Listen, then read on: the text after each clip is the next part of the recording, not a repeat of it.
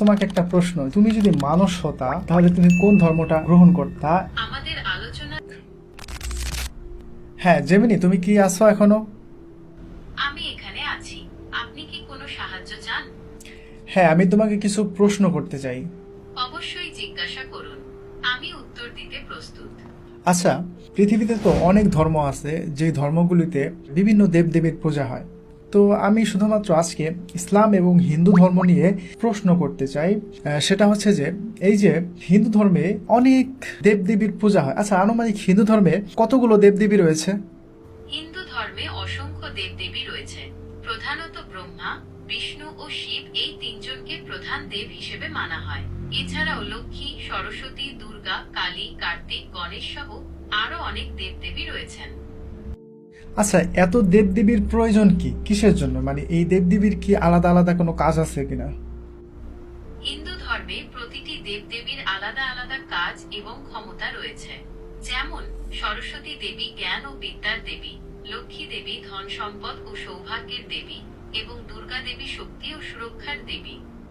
তাহলে ধরো আমার যদি জ্ঞানের প্রয়োজন হয় এবং ধন সম্পদের প্রয়োজন হয়, তাহলে আমাকে দুইজন আলাদা আলাদা দেবীর কাছে বা দেবের কাছে যেতে হবে, তাই না? মানে একজনের কাছে গেলে তো আর পাওয়া যাবে না। ধরো আমি সরস্বতীর কাছে গিয়ে চাইলাম আমাকে আপনি ধন সম্পদ দেন আর আপনি আমাকে জ্ঞান দেন, তাহলে কি সে দিতে পারবে?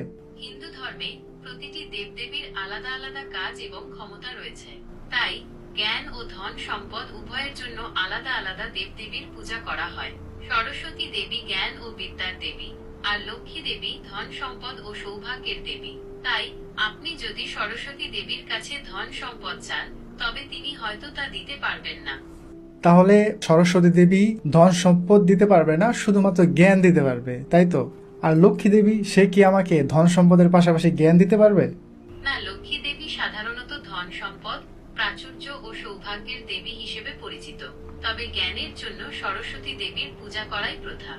আচ্ছা, ধরো প্রচন্ড গরম পড়ছে, বিশেষ করে এখন বাংলাদেশে প্রচন্ড গরম, তো এখন আমার বৃষ্টির প্রয়োজন।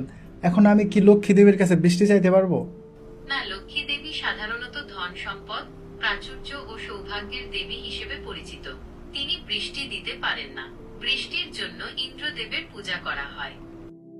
ও আচ্ছা, ইন্দ্রদেব। আচ্ছা, এই ইন্দ্রদেব কি বৃষ্টির পাশাপাশি ধরো ধন সম্পদ বা জ্ঞান দিতে পারে? হিন্দু ধর্মে ইন্দ্রদেব বৃষ্টি ও বজ্রপাতের দেবতা। তিনি সাধারণত ধন সম্পদ বা জ্ঞান দান করেন না। আচ্ছা, তারপর ধরো আমার রোদের প্রয়োজন, মানে রোদ নাই, আকাশ একদম মেঘলা হয়ে আছে, রোদের প্রয়োজন। তো এখন আমি যদি ইন্দ্রদেবের কাছে রোদ চাই, তাহলে সে কি রোদ